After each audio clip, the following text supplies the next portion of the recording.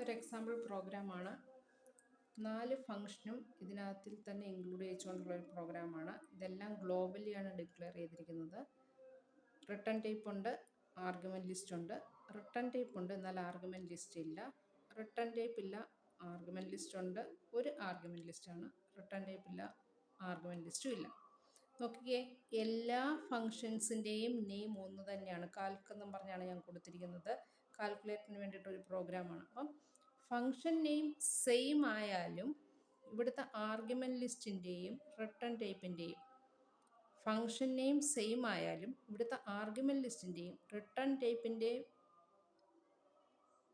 അടിസ്ഥാനത്തിലാണ് ഇത് ഏത് ഫങ്ഷനെയാണ് കോൾ ചെയ്യേണ്ടതെന്ന് മനസ്സിലാക്കുന്നത്. അപ്പോൾ റിട്ടേൺ ടൈപ്പ് ഉള്ളതും 2 ആർഗ്യുമെൻറ്റ് ലിസ്റ്റ് പാസ് ചെയ്യുന്നതുമായ ഫങ്ഷന് അങ്ങനെയാണ് സിസ്റ്റം കണക്കാക്കുന്നത്. റിട്ടേൺ ടൈപ്പ് ഉള്ളതും 2 ആർഗ്യുമെൻറ്റ് ലിസ്റ്റും. എന്നാൽ 2 ആർഗ്യുമെൻറ്റ് ലിസ്റ്റ് അല്ലെങ്കിൽ ഈ ഒരു പ്രോഗ്രാം ഇവിടെ റിട്ടേൺ ടൈപ്പ് ഉണ്ട്, ആർഗ്യുമെൻറ്റ് ലിസ്റ്റ് ഒന്നുമില്ല. ഇവിടെ റിട്ടേൺ ടൈപ്പ് ഇല്ല, ആർഗ്യുമെൻറ്റ് ലിസ്റ്റും ഇല്ല. അപ്പോൾ ഇവിടെ രണ്ടിടം ആർഗ്യുമെൻറ്റ് ലിസ്റ്റ് ഇല്ല. പക്ഷേ എന്ത് വ്യത്യാസമുണ്ട്? ഒരിടത്ത് റിട്ടേൺ ടൈപ്പ് ഉണ്ട്, ഒരിടത്ത് ആർഗ്യുമെൻറ്റ് ലിസ്റ്റ് ഉണ്ട്. ഇവിടെ നോക്കിക്കേ, ഇവിടെ റിട്ടേൺ ടൈപ്പ് ഉണ്ട്, ഇവിടെ റിട്ടേൺ ടൈപ്പ് ഇല്ല.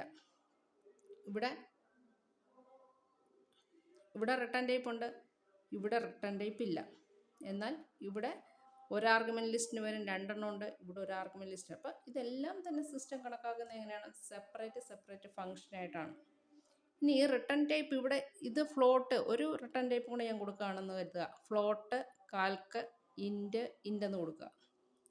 അതിനെയും സിസ്റ്റം വേറെ ആയിട്ടാണ് കൺസിഡർ ചെയ്യുന്നത്. കാരണം ഇതൊരു ഫ്ലോട്ടിംഗ് പോയിന്റ് റിട്ടേൺ ടൈപ്പാണ് അല്ലേ.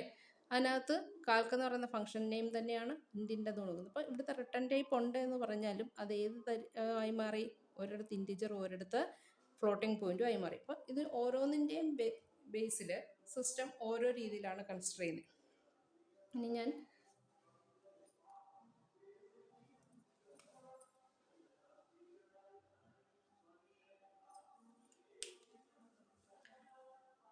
ഞാൻ മെയിൻ പ്രോഗ്രാമിലേക്ക് വന്നു. 2-3 വേരിയബിൾസിനെ ഞാൻ ഡിക്ലെയർ ചെയ്തിട്ടുണ്ട്, ഓരോരോ ആവശ്യങ്ങൾക്ക് വേണ്ടിയിട്ടാണ്. നോക്കിക്കേ, ആദ്യത്തെ പ്രോഗ്രാം ഞാൻ എടുക്കുന്നു. ആദ്യത്തെ പ്രോഗ്രാമിൽ 2 വാല്യൂസിനെ ഞാൻ പാസ് ചെയ്ത് കൊടുക്കണം. ഒരു വാല്യൂ റിട്ടേൺ ചെയ്യുന്നുണ്ട്. അപ്പോൾ റിട്ടേൺ ചെയ്യുന്ന വാല്യൂവിനെ സ്വീകരിക്കാൻ ഒരു വേരിയബിൾ വേണം. 2 വാല്യൂവിനെ പാസ് ചെയ്ത് കൊടുക്കുമ്പോൾ ആ വാല്യൂവിനെ ആക്സ് ചെയ്തിട്ടല്ലേ എനിക്ക് പാസ് ചെയ്യാൻ പറ്റും. അപ്പോൾ ആക്സ് ചെയ്യാൻ വേണ്ടിയിട്ട് 2 വേരിയബിൾസ് വേണം. അപ്പം ഞാൻ 2 വേരിയബിൾസ് എഴുതി. എയും ബിയും വാല്യൂസിനെ ആക്സ് ചെയ്യാൻ വേണ്ടിയിട്ട് ഞാൻ എഴുതിയ വേരിയബിൾസ് ആണ്. ഈ സ്കാൻഎഫ് കഴിയുമ്പോൾ എയ്ക്കകത്തിലും ബിക്കകത്തിലും വാല്യൂസ് ഉണ്ടല്ലേ. ഈ വാല്യൂസിനെ എങ്ങോട്ട് പാസ് ചെയ്യണം? ഇതിനകത്തിലേക്ക് പാസ് ചെയ്യും. അപ്പം സി എന്ന് പറയുന്ന ഒരു വേരിയബിൾ എന്തിനു വേണ്ടിയിട്ടാണെന്ന് നോക്കിക്കേ, അതിനകത്തെ വാല്യൂ എന്ന് പറയുന്നത് കാൽക്ക് എന്ന് പറയുന്ന ഫംഗ്ഷനെ കോൾ ചെയ്യും. 2 ആർഗ്യുമെൻറ്റ് ലിസ്റ്റുള്ള വാല്യൂസ് ആണ്. അപ്പം ഏതൊക്കെ വാല്യൂസ് ആണ്? എയുടെ വാല്യൂ ഇങ്ങോട്ട് വരും, ബിയുടെ വാല്യൂ ഇങ്ങോട്ടും വരും അല്ലേ. അപ്പം നേരെ സിസ്റ്റം എങ്ങോട്ട് പോകും? നമ്മുടെ ഫംഗ്ഷൻ, കുറേയധികം ഫങ്ഷൻസ് ഉണ്ടല്ലേ, 4 ഫംഗ്ഷനും അതിൻ്റെ ബോഡി എഴുതിയിട്ടുണ്ട്. എവിടെയാണോ 2 ആർഗ്യുമെൻറ്റ് ലിസ്റ്റ് ഉള്ളത്, 2 ഇൻറ്റിജർ ടൈപ്പ് ആർഗ്യുമെൻറ്റ് ലിസ്റ്റ് ഉള്ളത്, റിട്ടേൺ ടൈപ്പോട് കൂടി എന്നുള്ളത് സിസ്റ്റം നോക്കും. കാരണം റിട്ടേൺ ചെയ്യണമല്ലോ എന്നുള്ളത് നോക്കിയിട്ട് ആ ഫംഗ്ഷനിലേക്ക് പോകും. നോക്കിക്കേ, ഇവിടെ സെയിം മോഡലിൽ തന്നെ, സെയിം മോഡലിൽ തന്നെ എഴുതണമെന്ന് യാതൊരു നിർബന്ധമില്ല. അതുകൊണ്ടാണ് ഞാൻ അങ്ങോട്ടും ഇങ്ങോട്ടൊക്കെ സ്പ്ലിറ്റ് ചെയ്ത് എഴുതിയിരിക്കുന്നത്. അപ്പം എവിടെയാണോ കിടക്കുന്നത് ആദ്യത്തെ ചെക്ക് ചെയ്യും, അവിടെ റിട്ടേൺ ടൈപ്പേ ഇല്ല. രണ്ടാമത്തെ ചെക്ക് ചെയ്യും, റിട്ടേൺ ടൈപ്പ് ഉണ്ട്, 2 ആർഗ്യുമെൻറ്റ് ലിസ്റ്റും ഉണ്ട്, 2 ഇൻറ്റിജർ ടൈപ്പ് ആർഗ്യുമെൻറ്റ് ലിസ്റ്റാണ്. അപ്പോൾ സിസ്റ്റം അങ്ങോട്ട് വരും, നേരെ ഈ ഫംഗ്ഷനകത്തിലേക്ക് വരും.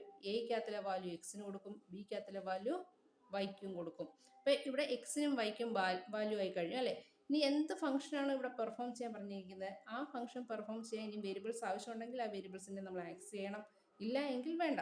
അപ്പോൾ 2 വാല്യൂസ് എന്തായാലും ഇവിടെ ഉണ്ട്.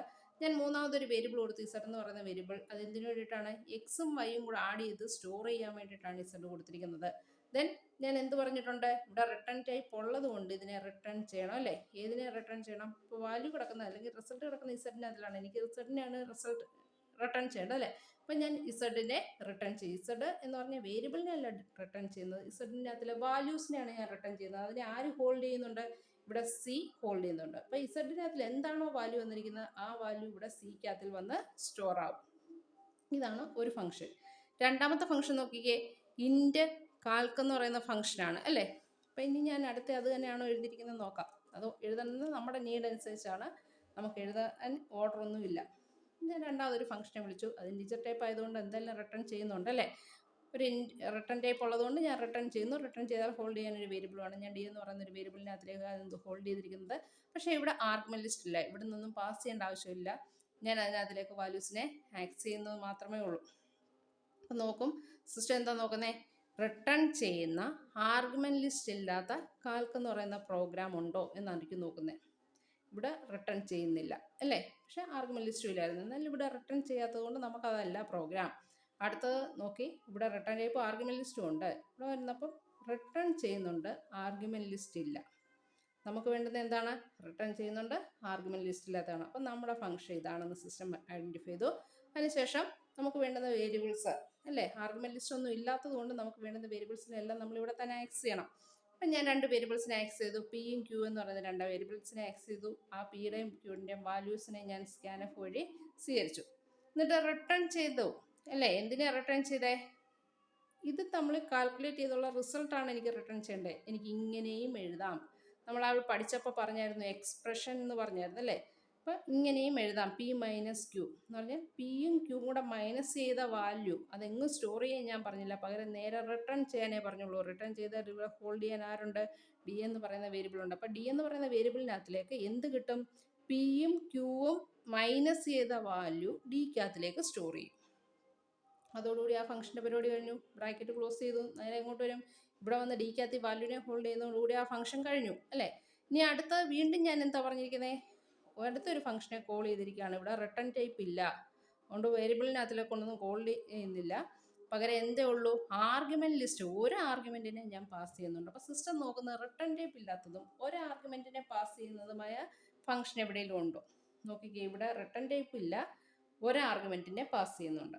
അപ്പോൾ ഇവിടുത്തെ വാല്യൂ ഏതാണ്, ബിക്കകത്തിലെ വാല്യൂ ആണ്. ഇവിടെ ബിക്കകത്ത് ഞാൻ എന്തോ ഒരു വാല്യൂ കൊടുത്തിട്ടുണ്ടല്ലേ, ആ ബിക്കകത്തിലെ വാല്യൂ എങ്ങോട്ട് വരും, പിക്കകത്തിലേക്ക് സ്റ്റോർ ചെയ്യും. ഇനി കാൽക്കുലേഷൻ ചെയ്യാൻ വേണ്ടിയിട്ട് എന്തെങ്കിലും വേരിയബിൾസ് ആവശ്യമാണെങ്കിൽ നമ്മൾ ലോക്കലി ഡിക്ലെയർ ചെയ്യണം. ഞാൻ 2 വേരിയബിൾസിനെ ഡിക്ലെയർ ചെയ്തു, ക്യൂവും ആർ എന്ന് പറയുന്ന 2 വേരിയബിൾസിനെ ഡിക്ലെയർ ചെയ്തു. സ്കാൻഎഫ് വഴി ക്യൂവിൻ്റെ മാത്രം വേരിയബിൾ അല്ലെങ്കിൽ ക്യൂവിനകത്തിലേക്ക് മാത്രം വാല്യൂവിനെ അസൈൻ ചെയ്തു. കാരണം എന്താ, പിക്കകത്തിൽ എനിക്ക് ഓൾറെഡി വാല്യൂ ഉണ്ട് അല്ലേ. ഇവിടുത്തെ വാല്യൂവിനെ ഞാൻ പിക്കകത്തിലേക്ക് കൊണ്ടുവന്നിട്ടുണ്ട്. അപ്പോൾ പിക്കകത്തിലും ക്യൂവിനകത്തിലും വാല്യൂസ് ഉണ്ട്. അപ്പം ഇനി എന്ത് ചെയ്താൽ മതി, ആറിനകത്തിലേക്ക് ഞാൻ കാൽക്കുലേറ്റ് ചെയ്ത് റിസൾട്ടിനെ സ്റ്റോർ ചെയ്തു. അപ്പോൾ ആറിനകത്തിൽ വാല്യൂ ഉണ്ട്. ഇനി ഇവിടെ റിട്ടേൺ ചെയ്യേണ്ട ആവശ്യമുണ്ടോ, റിട്ടേൺ ചെയ്താൽ സ്വീകരിക്കാൻ ആളില്ല അല്ലേ. റിട്ടേൺ ബോർഡാണ് നമ്മൾ പറഞ്ഞത്, അപ്പോൾ റിട്ടേൺ ചെയ്യത്തില്ല. അതുകൊണ്ട് തന്നെ ആറിൻ്റെ വാല്യൂവിനെ കാണണമെങ്കിൽ നമ്മൾ ഇവിടെ വെച്ച് തന്നെ പ്രിൻറ്റിങ് സ്റ്റേറ്റ്മെൻറ്റ് പറയണം. പ്രിൻറ്റ് പറഞ്ഞു കഴിഞ്ഞാൽ നേരെ സിസ്റ്റം അങ്ങോട്ട്, ഇവിടുത്തെ ഫംഗ്ഷൻ കഴിഞ്ഞാൽ ഈ ബ്രാക്കറ്റ് ക്ലോസ് ചെയ്താൽ ഉടനെ സിസ്റ്റം എവിടെയാണോ നിന്ന് അവിടെയൊക്കെ തന്നെ തിരിച്ചു വരും. ഇപ്പോൾ ഇവിടെ നിന്നാണ് നമ്മൾ പോയിരിക്കുന്നത്, സിസ്റ്റം നേരെ തിരിച്ചിങ്ങോട്ട് വരും. അടുത്ത സ്റ്റെപ്പിൽ വീണ്ടും ഒരു ഫംഗ്ഷനെയാണ് കോൾ ചെയ്തിരിക്കുന്നത്. ഇവിടെ റിട്ടേൺ ടൈപ്പും ഇല്ല, ആർഗ്യുമെന്റ് ലിസ്റ്റും ഇല്ല. അപ്പോൾ സിസ്റ്റം നോക്കുക, റിട്ടേൺ ടൈപ്പ് ആർഗ്യുമെന്റ് ലിസ്റ്റും ഇല്ലാത്ത ഏതെങ്കിലും ഫംഗ്ഷൻ ഉണ്ടോ. പേരെന്താണ്, കാൽക്ക് എന്ന് പറയുന്ന ഫംഗ്ഷനാണ്. അപ്പം നേരെ ഇവിടേക്ക് വരും. ഇവിടെ വന്നിട്ട് ഇവിടെ എന്താണോ പെർഫോം ചെയ്യേണ്ടത്, നമുക്കറിയാം റിട്ടേൺ ചെയ്യാനില്ലെങ്കിൽ നമുക്ക് ഇവിടെ വേരിയബിൾസിന് ആവശ്യം വരത്തില്ല. അതുപോലെ തന്നെ ആർഗ്യുമെന്റ് ലിസ്റ്റ് ഇല്ലെങ്കിൽ ഇവിടുന്ന് അങ്ങോട്ട് വാല്യൂനും കൊടുക്കത്തില്ല അല്ലേ. അപ്പം വാല്യൂവിനെ സ്വീകരിക്കേണ്ടതും വാല്യൂവിനെ ഡിസ്പ്ലേ ചെയ്യേണ്ടതും എല്ലാം ആര് തന്നെയാണ്, ഇവിടെയാണ്.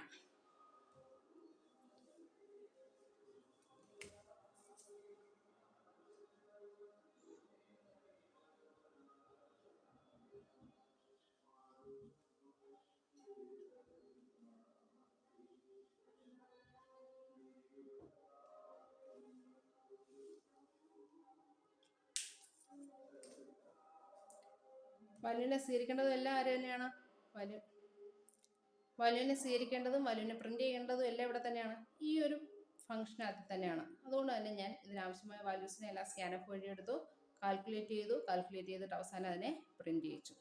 നേരെ ഇങ്ങോട്ട് വരും, നേരെ തിരിച്ച് ഇവിടേക്ക് തന്നെ വരും. ഇവിടെ വന്നു കഴിഞ്ഞാൽ തൊട്ടടുത്ത സ്റ്റെപ്പിൽ ഞാൻ എന്തൊക്കെ പറഞ്ഞിട്ടുള്ളൂ, C A D A print ചെയ്യിക്കുക. ഇവിടെ നിന്ന് കിട്ടി സി എ, ആദ്യത്തെ ഫംഗ്ഷൻ റിട്ടേൺ ചെയ്ത വാല്യൂ സിക്കകത്തിലുണ്ട്, രണ്ടാമത്തെ ഫംഗ്ഷൻ റിട്ടേൺ ചെയ്ത വാല്യൂ ഡിക്കകത്തിലുണ്ട് അല്ലേ.